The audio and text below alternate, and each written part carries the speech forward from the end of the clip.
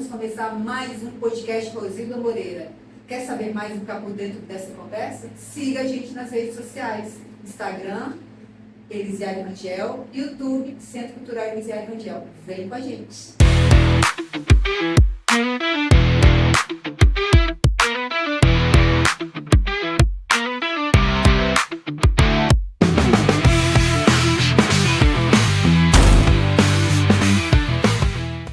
O podcast Rosilda Moreira acontece no espaço que carrega memória, luta e história viva.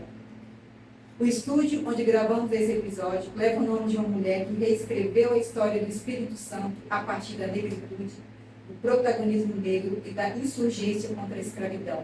Estúdio Lavínia Cardoso. Bom dia, boa tarde, boa noite. Sejam todas e todos bem-vindos ao segundo episódio do nosso podcast Rosilda Moreira. Eu sou Cileia Rocha e é com muita honra que recebemos aqui a historiadora, pesquisadora e professora Lavínia Coutinho Cardoso, referente nos estudos sobre história afro-brasileira, integrante do Núcleo de Pesquisa Afro-Brasileira da UFES e autora do livro Revolta do Queimado, Negritude, Política e Liberdade do Espírito Santo. Professora Lavínia, seja muito bem-vinda. É com muita alegria e com uma honra mesmo. E é um gesto simbólico enorme recebê-la nesse estúdio que leva o seu nome para falarmos justamente de história, negritude e movimentos sociais. Nossa, que apresentação, né? Então, as pessoas que estão nos ouvindo, bom dia, boa noite, boa tarde a todos, todas e todes. É uma honra estar aqui no estúdio, né, que me mulherageia, né, e não homenageia, né, porque é uma mulher que está sendo ovacionada, enfim, né, mas com certeza ser mulherageada num espaço não é só o meu nome, né? Mas o nome de todas as mulheres negras, né? Então, eu vejo que cada vez que uma mulher negra ela é dado destaque ao trabalho, ela se destaca em alguma área do conhecimento, das atividades, né, humanas, seja na política, na economia, eu vejo que eu, pelo menos, me sinto representada e me sinto também homenageada quando eu vejo essas mulheres negras brilhando, né?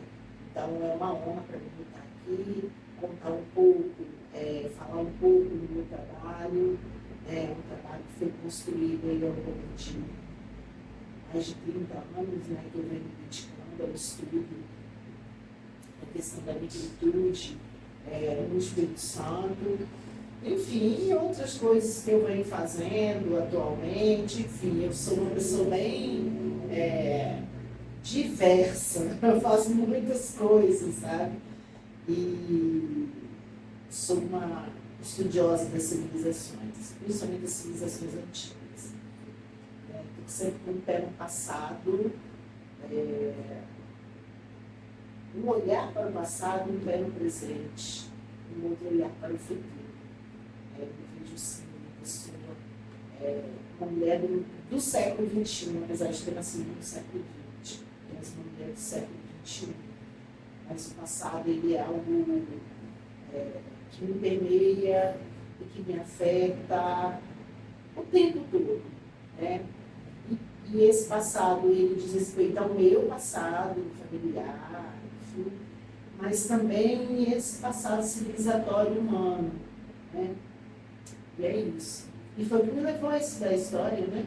Minha paixão pelo Kemet, pelo Egito, pelas civilizações antigas. Então, eu venho fazendo um caminho, agora nesse momento, para o passado, com esse no presente. É o Sankofa, né? É o Sankofa. Maravilha! Isso aí. É linda essa filosofia preta, né? E é tão importante para a gente, que é da negritude, E para a civilização também, né, Lavínia? Sim, você viver. Agora a gente está vivendo um momento assim em que falar de ancestralidade virou moda, né? Mas eu não vejo isso como uma coisa ruim, não. Né? Não vejo, porque quando alguma palavra ou algum conceito ele está em voga, ele está sendo usado, as pessoas estão pensando sobre isso, né? E colocando realmente qual é o lugar da ancestralidade na vida da nossa sociedade, da nossa civilização hoje. Né? É lógico que as pessoas fazem usos e abusos. Enfim, né? Muitas vezes não tem uma coerência na fala e na prática, certo?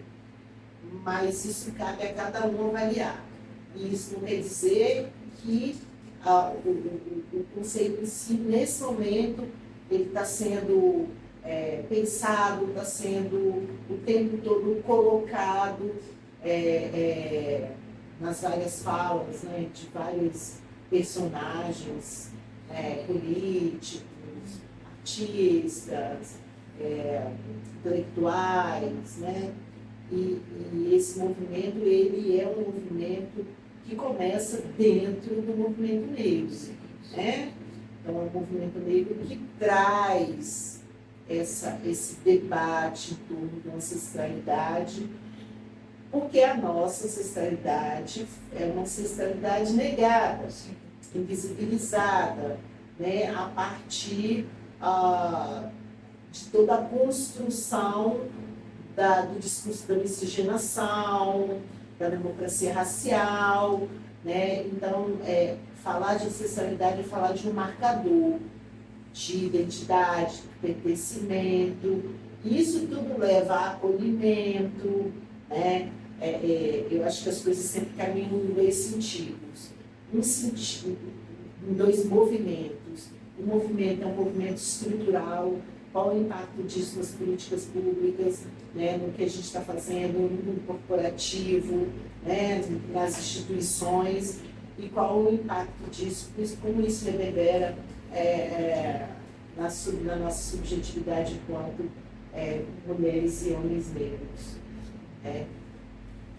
O intelectual Ailton Krenak, ele fala que o futuro é ancestral, né? Quando você traz essas palavras, você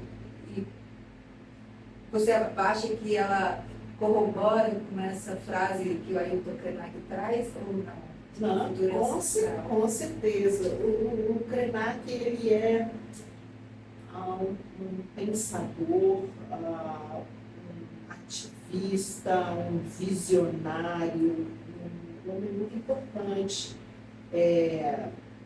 Existem outros pensadores, filósofos indígenas, mas o Krenak realmente ele se destaca, talvez pela longevidade, né? Um homem de mais de 70 anos, se não me engano. E isso traz uma consistência, né? Um cara que estava lá na Constituição de 88. Ele é um cara que ele vem de uma identidade muito bem alicerçada, realmente ele consegue fazer o debate e de uma maneira muito simples, porque a idade ela traz uma simplicidade, né? E a gente vive numa sociedade extremamente adoecida, no sentido das construções individuais, né? A sociedade branca, que elegeu a matriz europeia como algo universalizante, enfim, né? É uma sociedade, é a sociedade do laudo, né? Uma sociedade realmente adoecida. E aí, quando vem o Krenak vem com aquela simplicidade, né? Igual o negro bispo, né? O negro bispo, que foi inclusive teve uma polêmica na internet, uma série de críticos que começaram a fazer a falas, o pensamento. Então, assim, são realmente o discurso do Krenak, a prática, né? Tem um discurso e tem uma prática, tem uma coerência, né? Eu sou uma pessoa que eu busco, toda vez que eu vejo alguém falando, eu olho para ver como é que é a prática, se tem uma coerência, se não tem, né? Senão é lacração. É verdade. Tenho alguma coisa contra? Nada contra quem quer lacrar. Nada contra. Cada um no seu caminho, cada um na sua jornada. Sim. Mas uma contribuição significativa, algo que vai me diferenciar, que vai me afetar, nesse ponto eu sou kemitiana, né? Isso tem coerência, sinal, falar, é legal isso que ele está falando, mas né? Sim. Como é que isso está sendo colocado no passo, no caminhar, né? Em que medida isso está contribuindo, está afetando, está construindo novas narrativas, né? E construir narrativas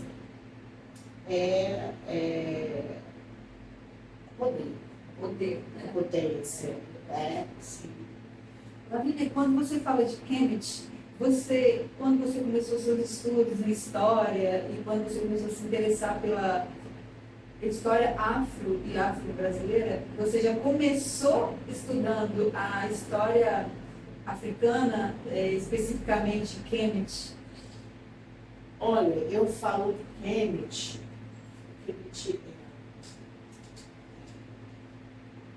é engraçado que eu tenho uma ligação afetuosa de criança.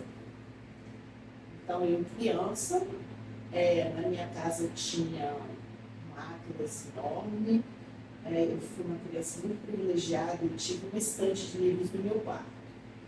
E meu pai, que foi um homem, a minha mãe foi uma mulher que fez faculdade, uma mulher que nasceu em 1940 e estudou na Fafi. A minha mãe fez escola normal e tal, e ela fala, tinham 4 meninas negras na escola normal, ela era uma das, né? Então, assim, e era aquela, e que passou por todos os processos do racismo e infringe as pessoas, né? Não podia tirar menos de 100, senão ficava, né? Porque ela um dia falou para mim, eu tirar menos de 100, nós vamos falar lei de preta burra. Nossa. Essa era, né? Isso vamos colocar assim, é uma cobrança realmente, nenhum esforço, quando se fala assim, fulana é guerreira, tudo isso tem preço.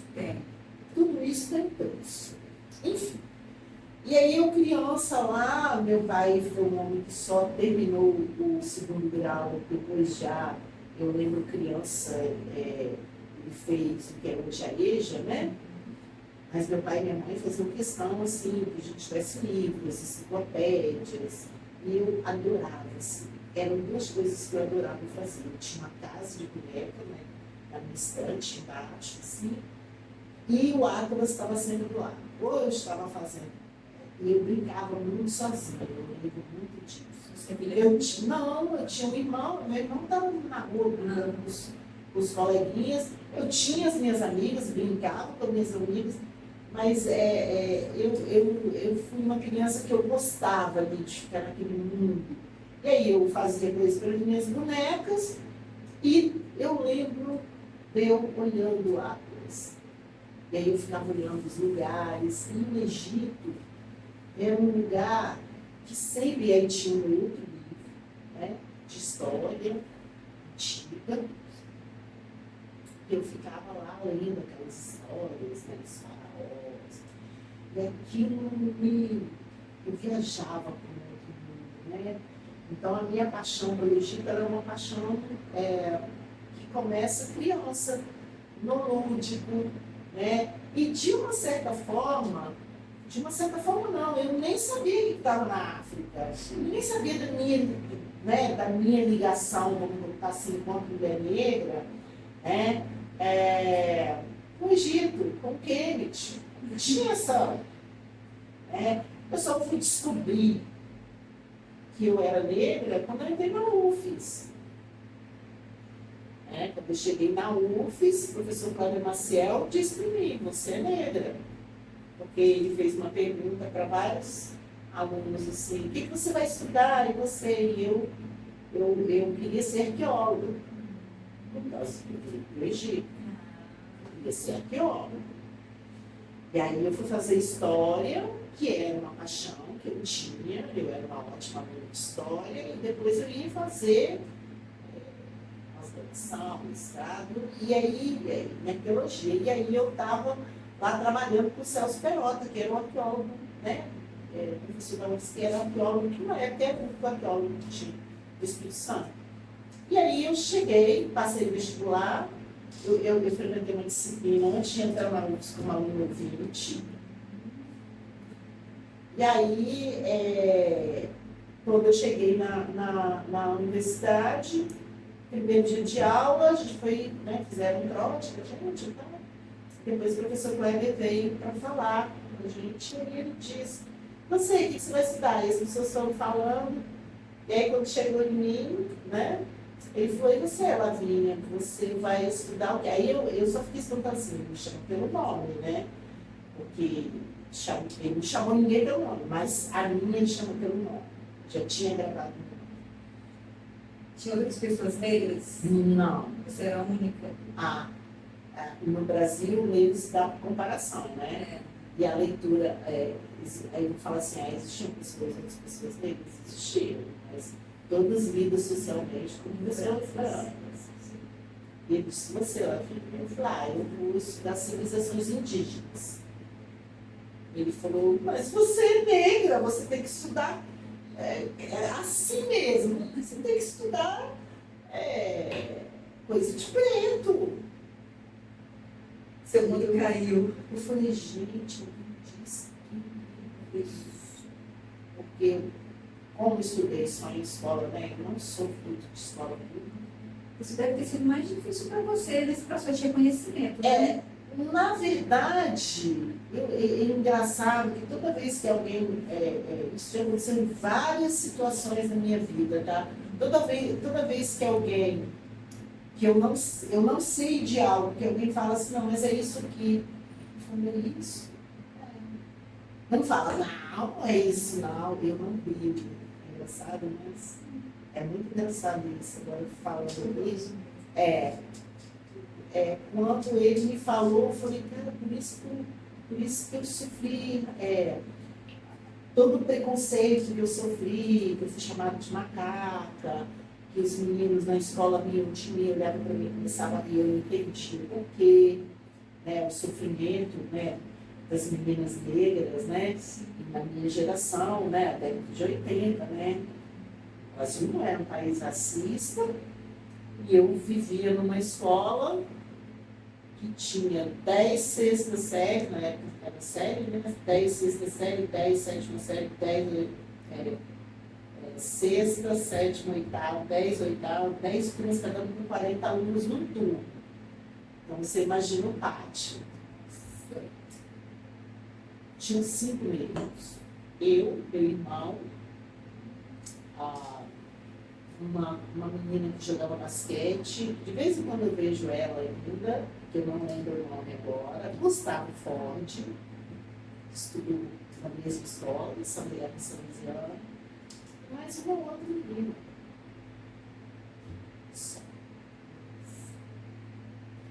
Lógico que aí a gente tem a leitura, de pessoas brancas, enfim. Então, fiz amigos, tinha amigos, tive amigas negras dentro, especialmente minha amiga até hoje. Eu tenho amigas que eu trago dessa época, mas realmente foi muito pesado quando eu cheguei na universidade, quando eu disse, eu falei, agora eu entendi tudo desvendado. Porque quando acontecia, por exemplo, eu tive um colega que ele, toda vez que estava num grupo que eu chegava, ele olhava para mim e se retirava. de todas as vezes. Ele tinha uma família famosa, ele é um homem bem famoso hoje, não vou citar um nome aqui, mas é instagramável. Fiquei curiosa. Mas eu falo, mas agora não vou falar não, né? Porque, enfim. E aí eu falei com minha mãe, falei, por que ele faz isso? Fala da minha mãe, minha filha, conviva com quem quer conviver com você, dê valor a quem quer dar valor a você. E não me diz, que você é negra, que faz isso. Não tinha essa conversa? Não, ela só falou assim, é o alemão, né? Falei, por causa do sobrenome, é o alemão, né? Falei, porque ele tinha uma história que é uma família que teve lá pela Vila Rubinha, onde eu nasci. Enfim. E aí, ela falou isso para mim, mas eu não consegui entender. Mas aí eu tive eu fui criando formas de me defender, né? Então, assim, teve um dia que teve uma prova de matemática, e o meu professor de matemática era negro, Cezão, maravilhoso. Eu tive professores negros em Salesiano, na década de 80, vários, inclusive professoras negras. Minha professora de literatura era uma mulher negra. E aí, matemática, eu queria me livrar da prova. Foi a primeira entregada. Terminei, desci para o pátio. Ele foi o segundo. Quando ele desceu, que ele olhou, ele queria falar com alguém sobre a prova, né? Eu estava lá. Aí ele veio, se aproximou, igual a moça de padaria, né? Aí ele falou assim, amigo, como é que foi a prova? Eu estava lendo, eu lia muito, né? Eu frequentei muita biblioteca lá na escola. Eu estava lendo um livro, acho que nada da Cristo, uma coisa assim, essas coisas que eu li. Levantei a cabeça, olhei para ele, levantei, que eu estava sentada, levantei, subi, e ele ficou esperando, eu olhei ele de cima e embaixo, fechei meu livro, virei as costas e saí. E ele ficou transtornado. Nossa, ele vermelhou de um jeito. E foi assim, não foi assim, eu vou me vingar. Ou eu vou dar o troco. Foi tão natural para mim, né? E eu falo isso para os meus alunos. O racismo, ele é crime? É. Mas nós precisamos aprender a nos valorizar e a nos defender. E dói? Dói. Tanto que eu falei com minha mãe. Né? Aquilo me afetou? Obviamente que sim. Né? Que não é afetado é sociopata, psicopata, enfim, não é eu, não é isso, sou eu. Sim. Então eu me sentia, né?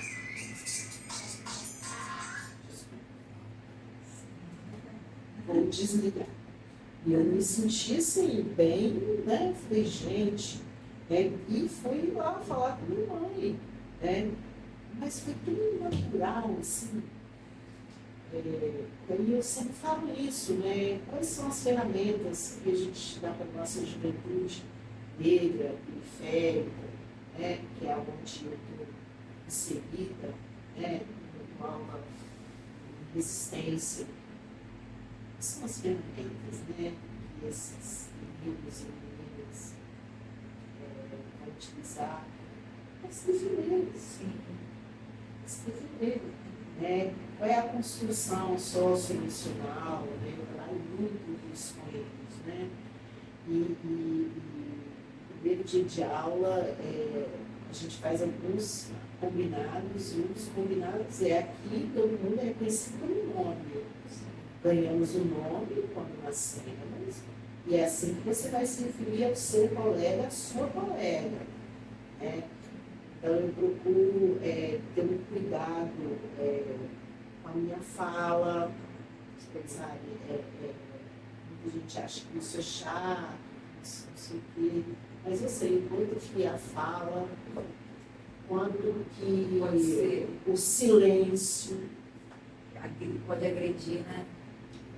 Você. Então, voltando lá no Kleber, quando ele me disse aquilo, eu falei, gente, eu falei, nossa, está resolvido. E aí eu venho, como diz a nossa grande intelectual mesmo Santos, me tornando negra. E aí é um processo, né? E hoje eu me sinto confortabilíssima. Que maravilha, né? Plena, A assim. gente se descobre negra. É um A processo. gente tira um véu, é um processo. É um processo. E aí você começa a entender. e você vai trabalhando, você vai desconstruindo também o seu racismo. Porque o racismo, como ele é uma estrutura, é uma estrutura que permeia negros e brancos. Sim. Então, quando eu dou formação, eu falo, quem é racista? Ninguém levanta a mão, eu levanto a mão. Fiz isso uma vez em Vila Velha e todo mundo ficou olhando para mim. Eu falei, gente, Olha a sociedade que a gente vive. nossa sociedade é uma sociedade racista. E nós fazemos parte. E você só ganha um jogo se você admite que você perdeu a partida. Para começar um jogo novo. Então, para começar um jogo novo, para estabelecer uma nova sociedade, eu acho que essa é um grande desdobramento, né, de todo o movimento, de toda a política e a mobilização que o movimento negro teve em torno de finalmente o Brasil assumir que é um país racista, que essa mobilização era uma mobilização do movimento negro, é o movimento negro que é protagonista dessa mobilização. Aí eu vou falar do movimento negro moderno, a partir do MNU, o movimento negro unificado, na época era MNU, PCL, o movimento negro unificado contra discriminações raciais. Daí, mas antes a Frente Negra, e antes disso os quilombos, e antes disso as revoltas, e antes disso queimado. Então, tudo isso, né, você vê que é uma jornada. Uma jornada em que muitas pessoas foram assassinadas, muitas pessoas adoeceram fisicamente e mentalmente. Né? E aí a gente chega num momento em que o Brasil fala, não, o Brasil é um país racista, mas ninguém é racista. E aí eu acho que a gente está nessa passagem aí, entendeu? E aí o momento que a gente está vivendo é um momento em que o racismo está colocado na mesa. E as pessoas não se sentem mais intimidadas. E aí, todo o momento político, ideológico que a gente está vivendo, e mais, tem uma questão aí que é muito séria não, muito pontual. Quando eu cheguei no movimento negro lá na década de 80, final da década de 80, dentro do movimento negro não existia uma aspiração ao poder, espaços de poder. Porque a gente ainda estava naquela coisa era muito trabalho para fazer. Né? Então a gente ainda estava ali lutando, mobilizando, né? Dizendo, olha, nós somos negros, e somos morenos, e somos bobões, né? Então, primeiro essa luta, as pessoas aceitarem. Não, você não é negro, você é moreno. Entendeu? Sim. E aí, eu lembro em época de eleição falava assim, a gente vai votar no fulano, porque o fulano é simpatizante da causa. Olha a diferença, né, dos anos 80, 90, 2000, 2010 teve uma largada de negros e negras engajados, militantes, ativistas antirracistas, almejando o poder. Que maravilha, né? Todo esse processo para chegar. É uma história E de muitas dores. e aí você fala também, quando você está. Vamos falar também, aproveitando, Sim. sobre o seu estudo que você trabalhou sobre queimadas, a revolta de queimadas, e você fala que a gente está num espaço também que leva o nome dos insurgentes, dos revoltosos, a gente pode chamar de revoltosos, Sim, revoltosos. você pode chamar também de rebeldes, né? Sim. E aí você tem você estudou essa história, né? Tem até o seu livro aqui, Revolta do Queimado, que fala sobre a história dos queimados. E aí tem uma palavra que você, acho que foi você mesmo que trouxe, que é a síncopa libertária, quando você trata dessa questão da revolta de queimados. Você acha que a gente vive também esse O que é a síncopa? A síncopa é uma coisa musical. Só um minutinho. Você poderia também aproveitar e já falar sobre o seu estudo sobre queimadas, sobre os insurgentes, e aí falar dessa síncopa, que eu achei super interessante, e acho que a gente tem que falar sobre ela aqui. É um conceito Que você cunhou? que eu cunhei. O que é a síncopa? A síncopa, na musicalidade negra diastórica, jazz, samba, você tem um espaço do improviso. É um espaço que não tem vontade de música, está lá na partitura. Você tem por exemplo, no jazz, você tem um momento em que o músico principal, o instrumento musical que está ali, ele para e os músicos vão improvisando. Então é um diálogo. Essa síncopa, a síncopa é um diálogo no improviso. Então é um espaço vazio, onde as regras não estão definidas. O que são as revoltas, os quilombos? São os espaços vazios, onde as regras não estão definidas. Eu nunca tinha ouvido falar sobre isso, e é muito interessante. É onde o jogo, vamos colocar assim, a estrutura, ela não existe. É lógico que ela deixa de existir por uma ação libertária. Sim. Então, a busca pela liberdade, no período em que a gente teve o sistema escravagista, o sistema escravista, os escravizados e as escravizadas, que participaram deste processo de resistência, estavam dentro desse espaço do improviso. Então, e existem várias formas de resistência. A revolta de Queimado, ela é um evento que vai sendo construído, é uma engenharia política muito refinada, porque tem toda uma articulação. Primeiro, assim, sempre faz aquela pergunta: o padre prometeu, não prometeu? Gente, não importa. Não é importante. É o ponto. Não é importante. Porque se ele prometeu, os negros e as negras escravizadas se valeram daquilo para tentar, para conseguir a alforria, que era ser livre, portar uma carta de alforria.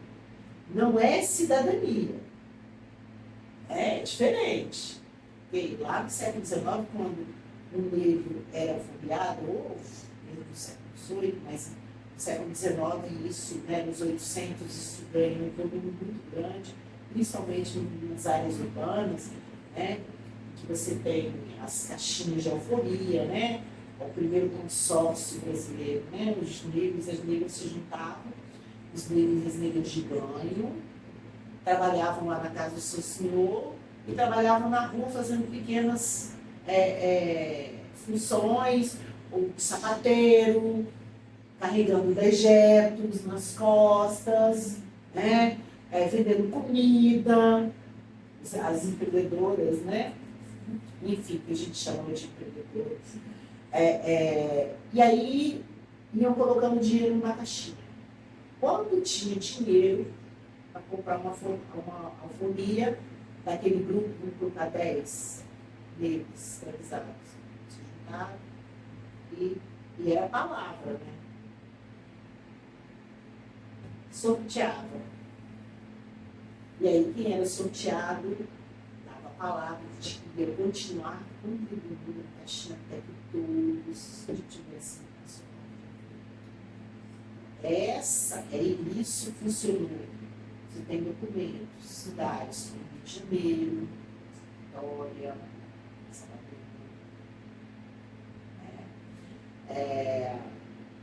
enfim, você tem várias formas de resistência, mas a revolta, ela tem uma engenharia política. O padre prometeu. Então, a partir da promessa do padre, do Frei, né? O Frei Gregório, de Bene, os negros se organizaram para construir a igreja e ter alforria. O padre não prometeu, o Frei não prometeu. Os negros se organizaram e foram lá cobrar ele, dizer, olha, você prometeu. Pode ser que em algum momento, e aí pode ser especulação, e especulação é especulação. Né? Eu sou uma cientista. Eu estou aqui só especulando mesmo, estou dizendo que isso aconteceu, não existe documentação. Em algum momento ele pode ter feito uma crítica à escravidão. E o Elisiário, que era um negro da Casa Grande, que era um escravizado do João Clímaco. O João Clímaco era o presidente da Assembleia Provincial. Era um escravizado que estava ali sempre estruturando. Ele foi um livro do Afonso Cláudio, inclusive o Afonso Cláudio reconhece tanto a genialidade, fala que ele era um negro pernóstico. Porque o negro, não existe negro inteligente. Ser para um homem branco, um negro inteligente, ele é pernóstico, é prepotente, ele tem um defeito de caráter. Isso não é inteligência. Certo? Então, é na cabeça do Elisiário. E o Chico Prego é o braço forte. Então, assim, o plano A e o plano B.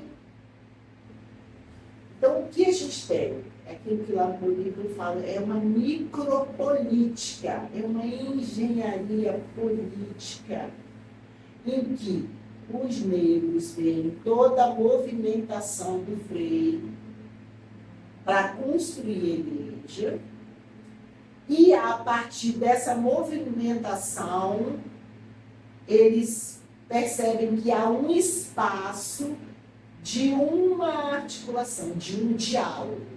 E esse diálogo, a princípio, entre os negros escravizados, entre os escravizados, e, num segundo momento, o diálogo é estabelecido com o padre, com o Frei, com o Frei. Então, essa é aí é que se dá a síncrona.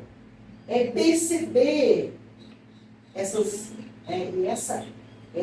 engenharia política, essa habilidade, ela aconteceu em muitos espaços ao longo do processo do sistema escravagista, né, da vigência da escravidão no Brasil. A empresa, que é uma empresa. Né? Tem um livro, que é um livro bem antigo, até no final da década de 80, se não me engano, a tese de doutorado do historiador Sidney Chalub, chamado Visões da Liberdade. E nesse livro, ele reúne ele vai atrás, traz toda uma documentação que fala das várias formas em que os escravizados brasileiros,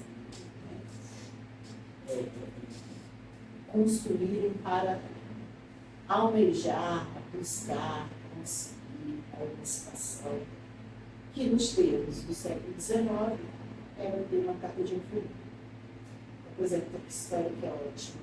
Uma amiga, que agora não me recordo o nome, ela foi até o banco pedir empréstimo.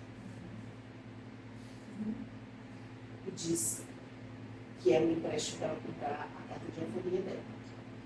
E ela se comprometia a limpar dentro do Brasil. Limpar o banco até pagar o empréstimo. De forma simples. Simples. Você tem N histórias fantásticas dessa síncope libertária, relatos, documentos, né, que é aonde você vê a história acontecendo. É uma engenhosidade mesmo, genial, né? Genial. É genial. De resistência, de luta, é um nossa. E de afirmação do seu protagonismo, né? Porque a resistência, a resistência é resistir, é negar algo. Mas você tem algumas situações em que, na verdade, não é uma negação. Eu estou afirmando que eu estou aqui, estou afirmando a minha humanidade, eu estou almejando a minha liberdade. Só almeja a liberdade, alguém pleno, alguém que não se enxerga como um objeto, uma coisa, né? Pode ser mentira trocada do lado, que é como o status jurídico definia o escravo no Brasil. Okay? Porque a gente não pode esquecer nunca que a escravidão moderna é uma escravidão, que ao longo da história das civilizações ocorreram várias formas de escravidão. Então tem esses assim. Não, porque na África também tinha escravidão. Mas como que era a escravidão na África? Por exemplo, em algumas sociedades africanas, tem um livro, quem quiser, Antropologia do Brasil, Manuela, acho que é Gomes da Silva, é uma antropóloga. É um livro também antigo, deve ter outros estudos agora recentes, mas é uma área que realmente agora eu não tenho dedicado, mas esses eu posso citar, porque são fontes importantes para quem quer consultar e conhecer um pouco disso, né? Da escravidão, por exemplo, em África. O livro da Kátia Matoso, Ser Escravo no Brasil, ela vai falar da escravidão em África, como é que é essa escravidão. Escravo em África é um escravo de guerra. Então, os povos estão ali muito próximos, entram em disputa, e isso aconteceu em todos os continentes. Né? É só a gente ver que as duas grandes guerras tiveram um pau para a Europa. Sim. Então tá, não, porque as pessoas falam, mas eles guerreavam, se matavam e tal, sempre encontrar uma justificativa. Não, isso aconteceu porque tem um julgamento moral e tem é desonesto. É desonesto. Bom, enfim, esses povos, quando eles são submetidos, eles são obrigados a aprender a língua do seu senhor. Muitos deles vão ter um lugar de destaque. Então, as suas habilidades não vão ser negadas. Eles não vão ser invisibilizados enquanto pessoas. Eles não deixam de ser uma persona. Eles continuam, não tem um nome retirado. Não, obrigada. Inclusive, nem aprender a língua, né? Eu falei, nem a religião, nem o culto, ou vou falar religião, vou falar as relações com o sagrado, né? Porque religião é um termo muito europeu, ele tem toda uma construção histórica em torno. Então, vamos falar das relações com o sagrado, não precisa ter as mesmas relações com o sagrado do meu senhor, da minha senhora. Então, é diferente. Se a gente pensar na escravidão, na Grécia, na cidade de Atenas, uma em Esparta, outra em Roma, no Império Romano é outra, então você tem, mas toda vez que assim, o senso como pensa em escravidão, pensa na escravidão negra. Mas a escravidão negra é uma das formas como a escravidão, o fenômeno social e político da escravidão aconteceu ao longo da história da humanidade, nas várias civilizações em que ela aconteceu. A gente pensa que sabe, né, sobre a história da negritude, a história da escravidão, e na verdade não sabe nada. Olha, no caso, eu estou falando mais de mim, por isso, sobre o meu olhar, porque eu estudo bastante sobre as questões afro-brasileiras, africanas, mas depois dessa aula de hoje, eu falei, caramba, o que eu sei? Nada, estou aprendendo. Que coisa maravilhosa. Mas eu também não sei nada. Nossa, não. Eu tenho.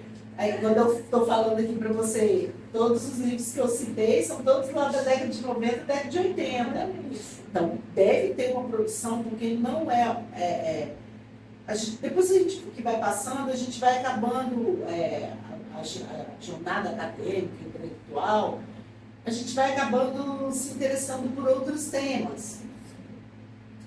E, de uma certa forma, minha leitura sobre o sistema escravagista, sobre a escravidão, ela deu uma...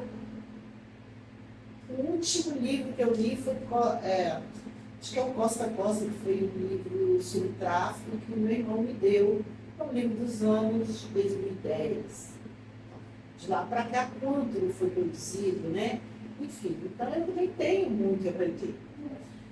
Mas, assim, e o conhecimento ele é uma construção, né? E você está construindo o seu, né?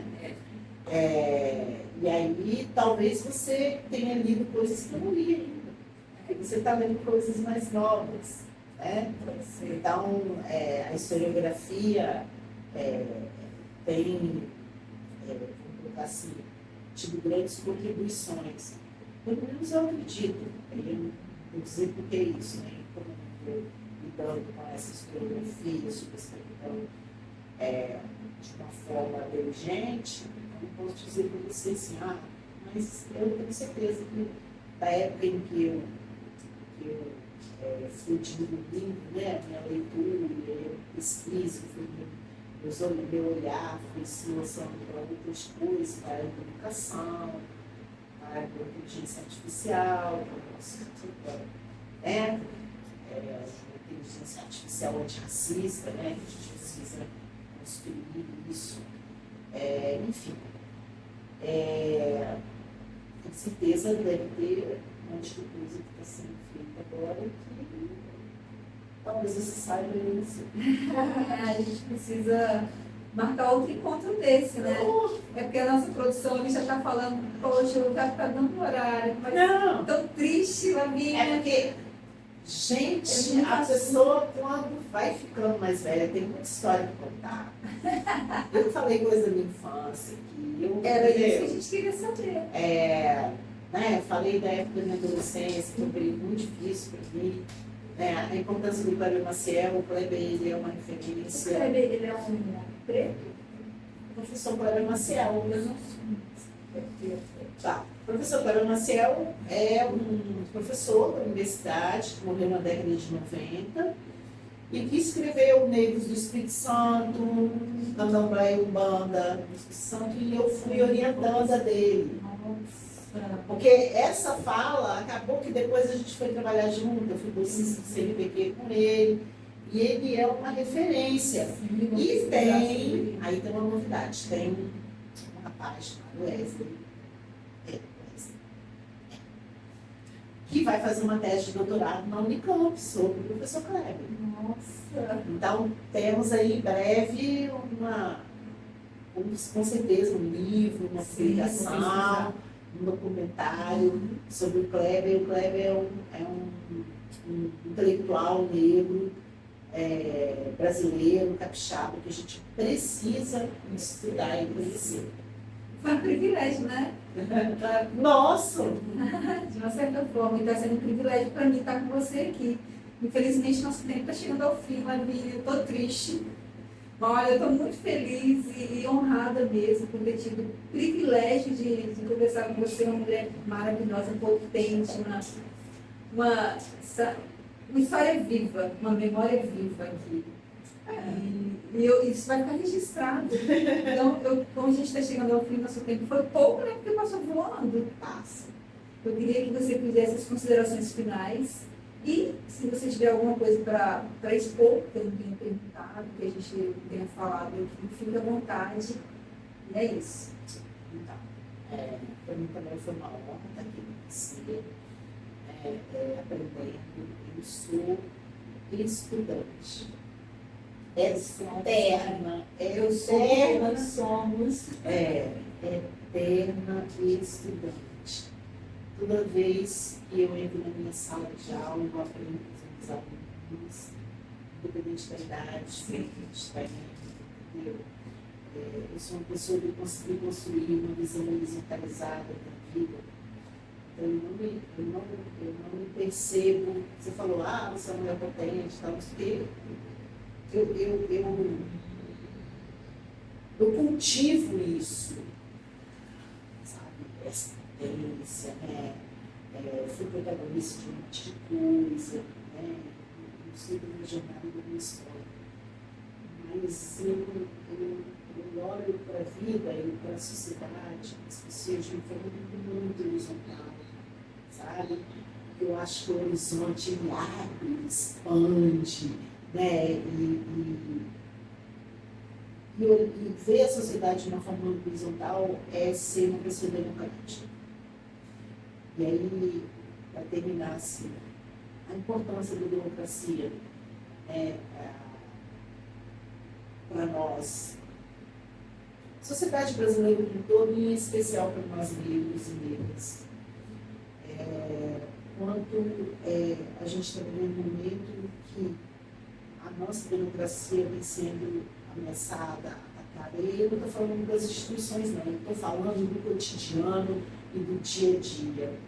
A gente precisa ter isso muito bem escurecido nas nossas cabeças, de que sua voz é importante, que a gente precisa sempre estar estudando, precisa ou devemos, abrindo, mente aberta para escutar e acolher aquilo que o outro está trazendo,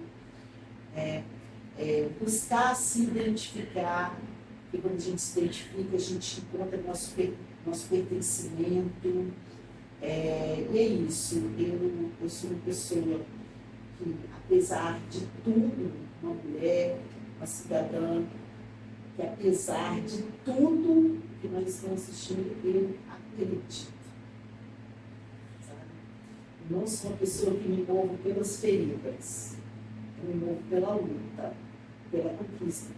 E olha, eu vivi um outro mundo, lá na década de 80, eu sou de 67. Eu vivi um outro mundo. E por mais que a gente viva nesse momento que eu falo, né, da democracia e tal, mas é muito melhor hoje. Com certeza. Temos voz, é isso. Você tem muito chão pela frente, né? Muito. Nossa jornada ainda só está começando. Verdade. Mas nossa jornada coletiva, né? Verdade. E que quando eu não estiver mais aqui, outras pessoas vão dar continuidade. Maravilha. Que bom que você está aqui. É uma pena, tinha tanta coisa para falar, para perguntar, mas o nosso tempo é tão curto. E você não me contou, você deixou eu falar. E quando eu vou, eu vou. Isso, não vou cortar. uma enciclopédia, não, de jeito nenhum. Para. Olha, esse é um livro, um dos livros da Lavínia. Eu lancei um artigo agora, um livro de personalidades afro-capixabas. É um livro organizado pelo professor Osvaldo e pelo Instituto Histórico, Arquivo Público do Espírito Santo. Está participando, e eu escrevi um artigo sobre o Lula Rocha, junto com a vereadora Irma, historiadora, né? Do Lula, Ana Paula Rocha, vereadora de Vitória. E tem lá vários personagens, tem a Verônica da Paz. Eu vou depois passar para você, já tem o e-book dele disponível, gratuito, e eu acho que no arquivo você consegue um exemplar. Ótimo. Tem um artigo também que eu escrevi sobre mulheres negras capixabas, que está no livro, foi organizado pela professora Beatriz Nader, enfim. E agora eu estou escrevendo um livro infantil. Em breve, teremos o meu primeiro, já escrevi 3, mas vamos para o primeiro. Então, vamos procurar, gente. Olha, esse aqui você encontra na biblioteca do Centro Cultural Elisério Rangel, e você consegue comprar também, né? Sim. Então, procure. Na Amazon, no site da editora. É isso. Show, foi um arraso, ficou muita coisa assim para trás, mas a Lavínia trouxe muita coisa importante para a gente.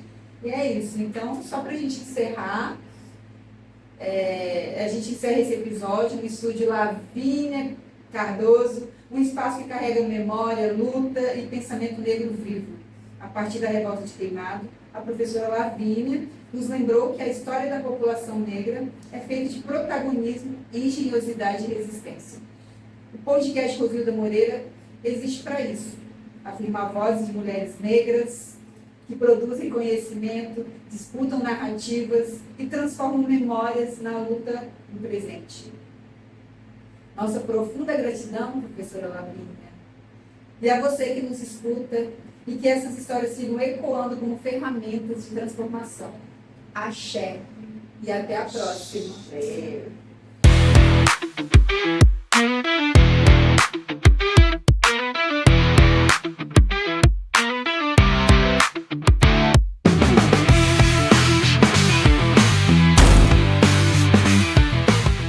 O projeto Videocast Rosilda Moreira é uma realização do Centro Cultural Elisério Rangel, em parceria com a Secretaria Municipal de Turismo, Cultura, Esporte e Lazer de Serra, Espírito Santo, Setur, Serra, com apoio através do edital do chamamento público número 015/2024, com recursos da PNAB Serra.